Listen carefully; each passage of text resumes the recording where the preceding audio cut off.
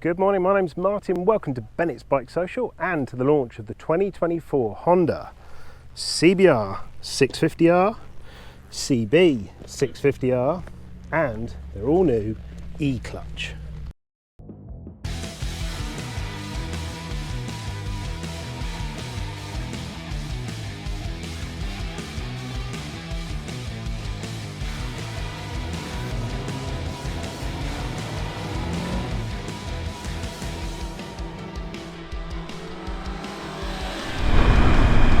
Welcome to the launch of the 2024 Honda CB650R, that's this one, and its fully fared sibling, the CBR650R. Two new bikes, both slightly updated for 2024, but slightly unusually. The most interesting thing, the most newsworthy thing, the most innovative thing about this pair of, fairly veteran 650s at this stage is not any of the changes they've made to the base bike.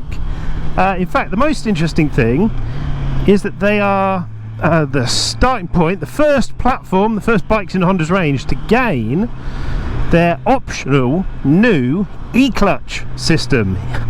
EClutch, not a Yorkshireman's. Oh, we're not going to go there, are we? We're not going to do that. Right, EClutch. E stands for electronic. This is Honda's new electronic clutch. It works with a couple of motors and some cogs and some gears on the right hand side of the engine. If I look down, you might be able to see it just there. So the motors have the ability to turn, which turns the cogs, which opens and closes the clutch. And Honda say the system is so intelligent that you don't need to operate the clutch at all. It can do everything. So when you're pulling away, it can feed the clutch out progressively and gently enough. When you come to a stop, it knows when you're going to come to a stop and pulls the clutch in or opens the clutch up.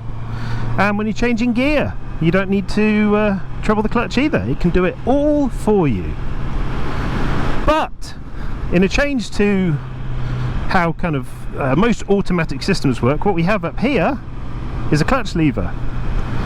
And that has a cable on it, and that goes right down to the EClutch system. So you have both an automatic system and a manual system in one bike. The manual clutch lever always overrides what the EClutch wants to do. Whew, these speed bumps are a bit big. So, in principle, EClutch, you can leave the clutch, leave the bike to decide what to do with the clutch, unless you think you know better and you'd like to take over, which I've just been doing actually. But that, to be honest, is more muscle memory and habit after 25 years of riding than it is not trusting the system. Here we go, we're going to come to a stop and I'm not going to touch the clutch. And it's pulled the clutch in. Look at that. Now, big difference from this and what we've come to understand from automatic transmissions, apart from having a manual override, is that the gear change, the transmission, the gearbox, is not automatic. That is manual. You have to do that by yourself. It's kind of hard to know what to think of it. Is it an automatic gearbox? No. But is it an automatic clutch? Yes. Is it an automatic transmission? Not really. It really is something new and something different, something we haven't seen before. So we're going to put some miles in the south of France. We've done a bit of city riding through some pretty frantic Marseille rush hour earlier. We're going to do a bit of mountain riding now and we'll see how it feels. The EClutch system also has a number of fairly important advantages over Honda's beloved, well, certainly by Honda, DCT system, in that EClutch is considerably lighter, simpler and less expensive than DCT.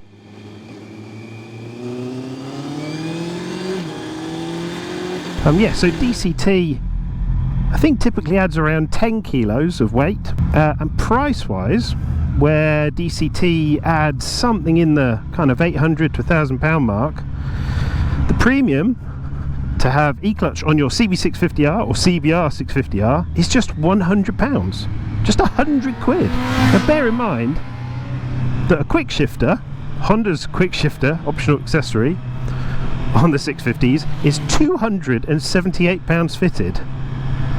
So it's practically a third of the price of a quick shifter, and it actually has more functionality. We'll come to that in a little bit. So just £100 difference between the manual and EClutch. Let's see if I can remember all the prices. So a CB650R in manual transmission spec will cost you £7,799 on the road. With EClutch, obviously that's £7,899. Whereas the CBR650R, the fully fared sports bikey one, is £8,599 in manual transmission and £8,699 with EClutch. It's all pretty reasonable prices, really. And I have to say, given the cost of a quick shifter, you can't help but wonder whether Honda might be selling themselves a little bit short on EClutch, really. Or maybe it's a deliberately aggressive pricing strategy to get people to give the thing a go. So first thoughts about EClutch. Yeah, riding through rush hour Marseille this morning wasn't the easiest or friendliest welcome to the system, but I think we got a bit of a flavour for how it behaves in pretty busy, pretty hectic urban traffic. It's definitely helpful, although there are some edge cases where you want to take back control. Seems to be a popular phrase these days. But the good thing about EClutch is that you do have the ability to do that. So if you do find yourself in a little situation like at very, very, very low speeds, for example down at like 10 miles an hour, and you want to have that clutch control to help you filter through traffic or just keep your balance, keep your momentum up going into roundabouts and filter past vehicles and stuff, then you can have it. The one thing I would say is that the clutch feel when you're using the kind of manual override, which is just basically grabbing the lever, is a little unusual. It feels like the clutch biting point is set quite a long way out. That might be an adjustment thing, but given these are all pretty fresh press bikes, I'd be surprised if it's that. I suspect it's more likely a quirk of the EClutch system, but maybe that's just a first impression thing, maybe a bit of acclimatization and you wouldn't even notice. Changing up through the gearbox feels pretty slick, certainly at least as slick as a good quick shifter, and actually perhaps even more sophisticated than a quick shifter in some cases, perhaps particularly at low revs or small throttle loads. You can go second, third, fourth, fifth, sixth, just like that. Coming back down through the box is also pretty good. Now this, it's important to remember that on a CB650R, on the 650 platform, these still have throttle cables, which means they don't have ride-by-wire. And so the quick shifter that you could add to this doesn't let you do downshifts. It's not a blipper, as they're known. Whereas with EClutch, you can have clutchless down changes. Now they are pretty good.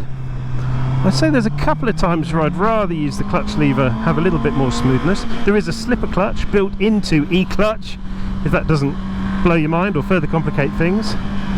Oh, this is tight. Now before we get too wrapped up in the nitty-gritty and the intricacies of this system, I suppose we should remember that this is an updated bike, and we should perhaps run through some of the other changes that Honda have made to the bike. Don't worry, it won't take too long because really there aren't that many changes. The engine is still the 649cc inline 4 16 valve double overhead cam unit that we've known and loved in the 650s ever since, well, kind of ever since that, I think almost 10 years ago, 2014. Yeah, in 2014 there was a CB650F and a CBR650F, and then over time, I think in 2019 they evolved into CB650R and CBR650R, and they had little nip tucks in 21, and now they're getting another nip tuck in 24. The first most obvious change is this new TFT dash, nice big 5-inch colour dash, which replaces the white on black, I think, LCD panel on the previous bike. There's also a new left-hand switchgear cluster to drive this with a different kind of 4-way controller there.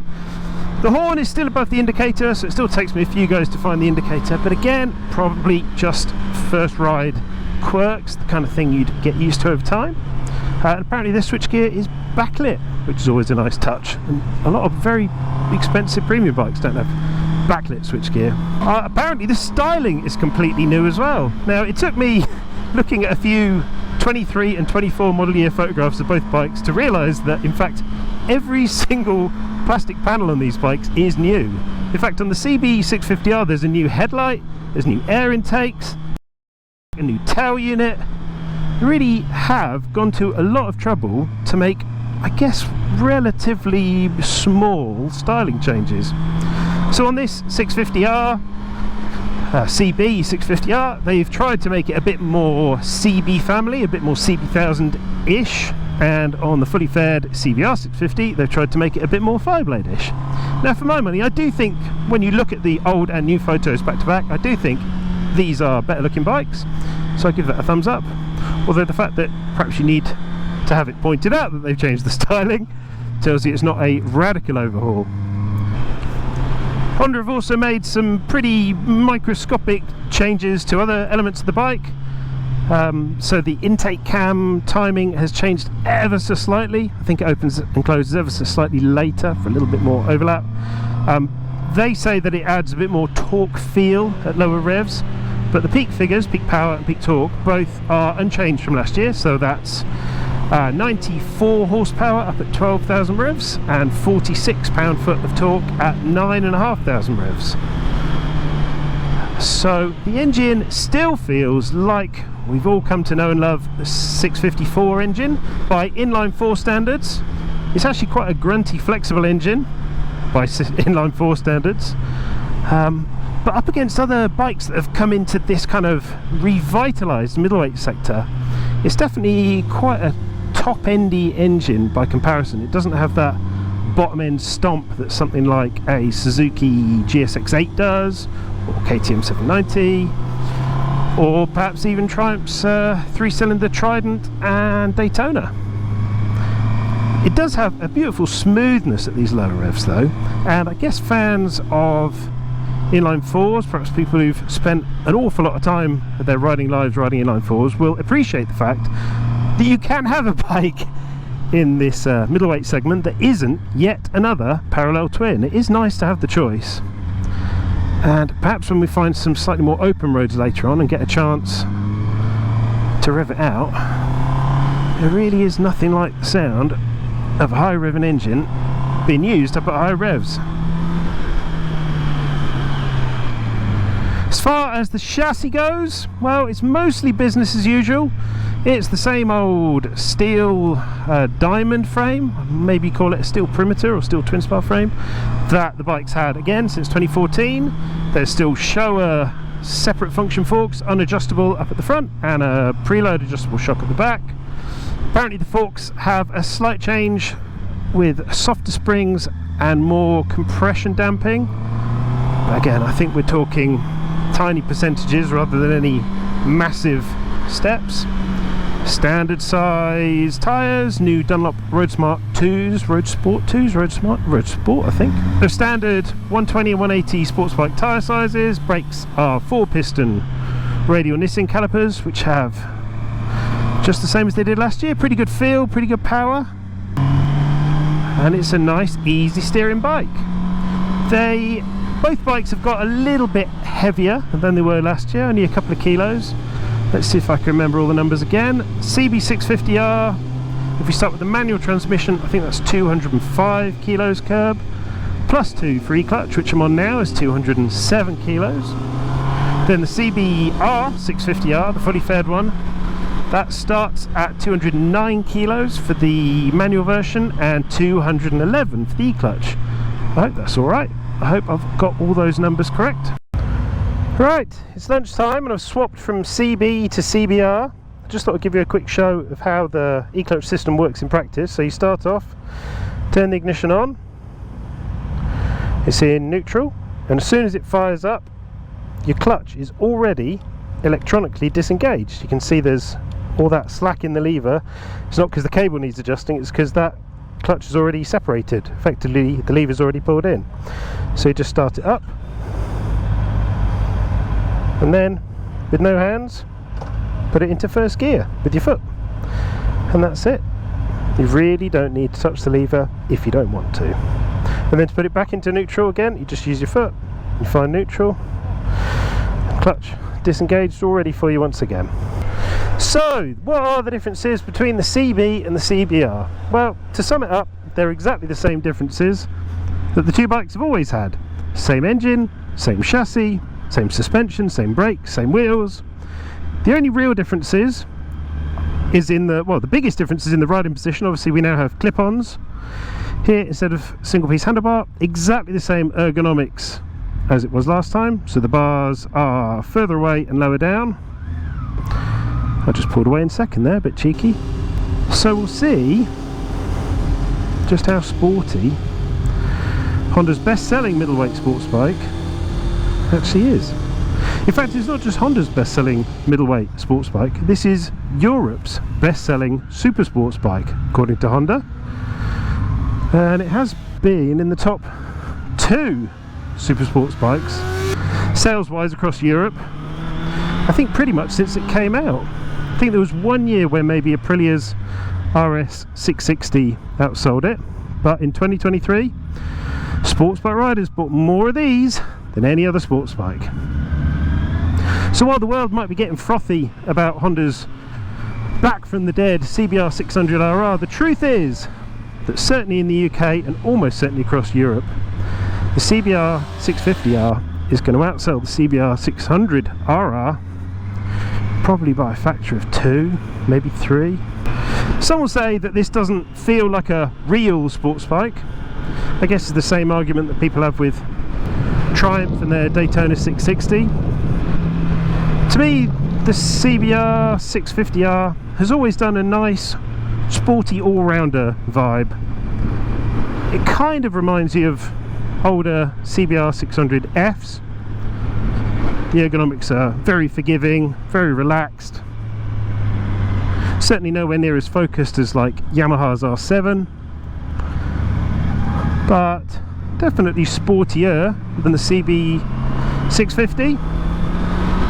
Gives you a little bit more focus over the front end. You kind of have to scooch down a little bit. As far as EClutch goes, the system is completely identical on the CBR and the CB. There's literally no difference at all. This engine feels like a better match for a sportier riding position.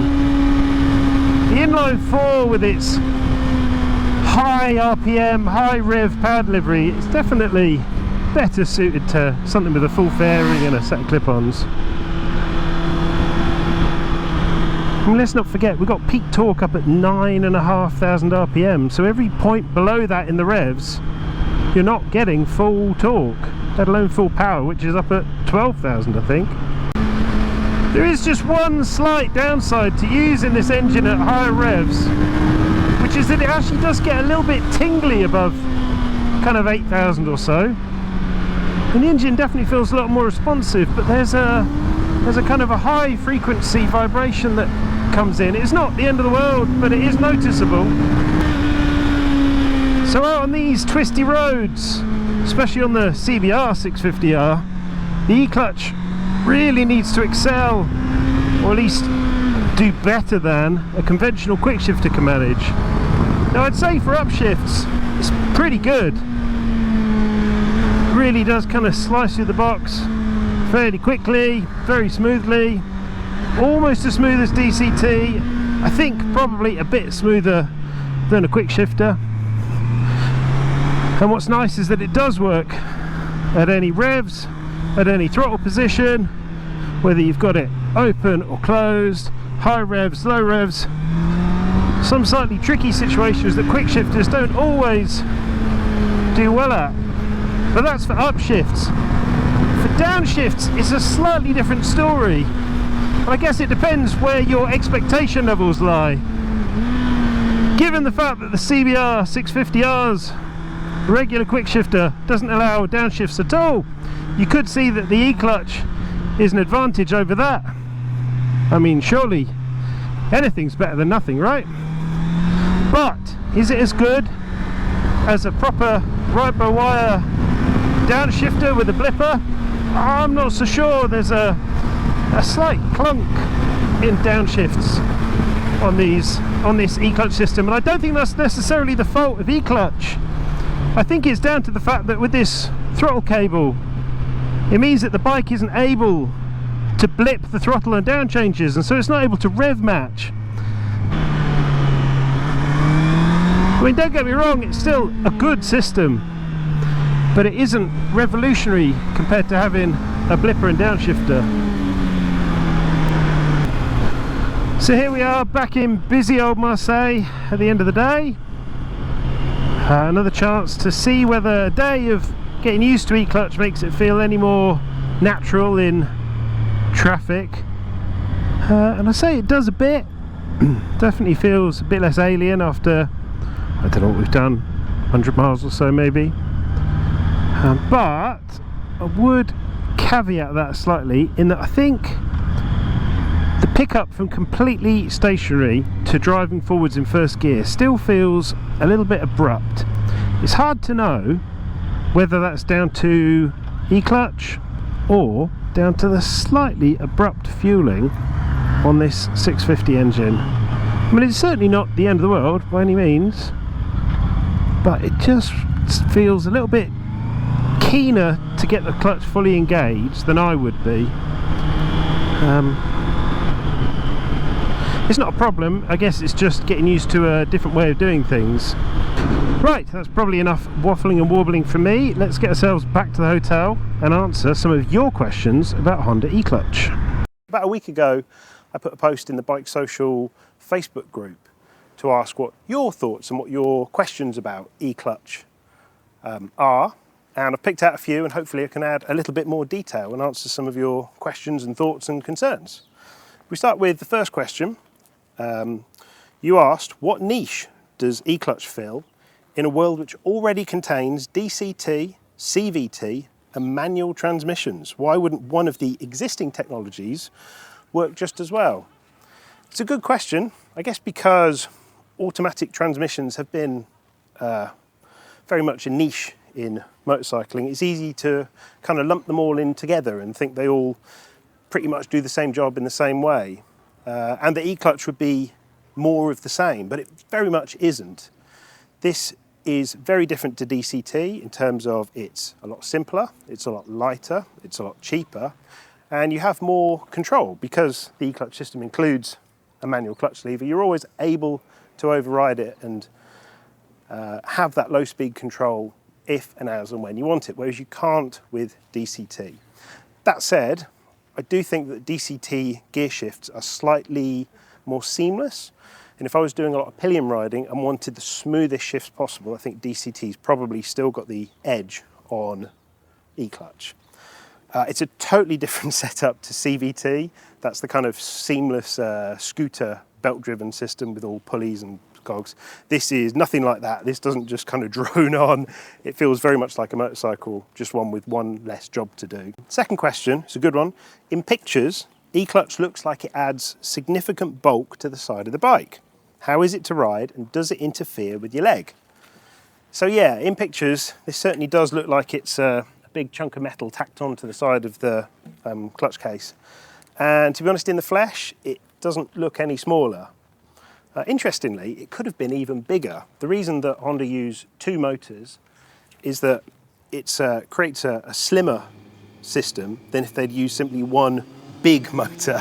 So in order to get the power needed to open the clutch, they did it with two motors, which means the EClutch system sticks out less far from the side.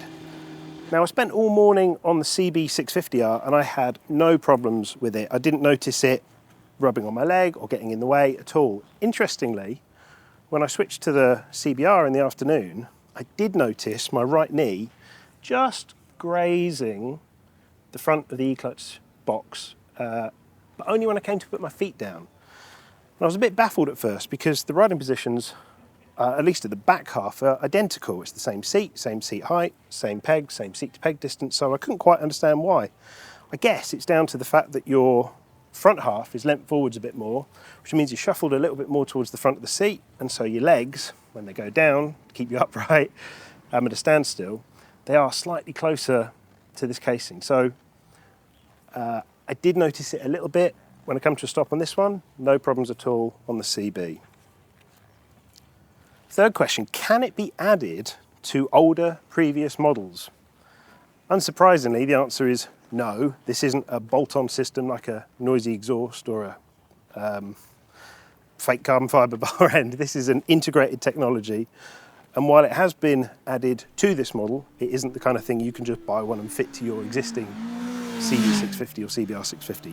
The good news is that it can be added to future models, and Honda definitely have plans to expand other bikes in their range with EClutch variants. Now, they won't say which ones they are, but they say that they can see a future in which DCT and EClutch live in harmony side by side together. So I guess it's a fair assumption that the bikes that currently have DCT probably won't be EClutch contenders. So probably not Africa Twin, probably not Goldwing, probably not NC. So what does that leave? I think this would be most interesting to try on a bike that does have a full ride-by-wire throttle. So I think I'd really like to try it on the new Honda Hornet 750, or maybe the Transalp 750. I think they'd be good candidates because they're kind of all-round bikes that are used in a lot of different riding scenarios by a lot of different riders. And if they can use that ride-by-wire technology to add a little bit more sophistication than these 650s kind of cable throttle, it might smooth out some of that initial pickup from standstill, and it might smooth out some of the down changes by being able to blip the throttle as you down change. So no addition to previous models, but definitely part of Honda's plans for the future. Fourth question, what is the expected lifespan of the clutch plates with and without EClutch?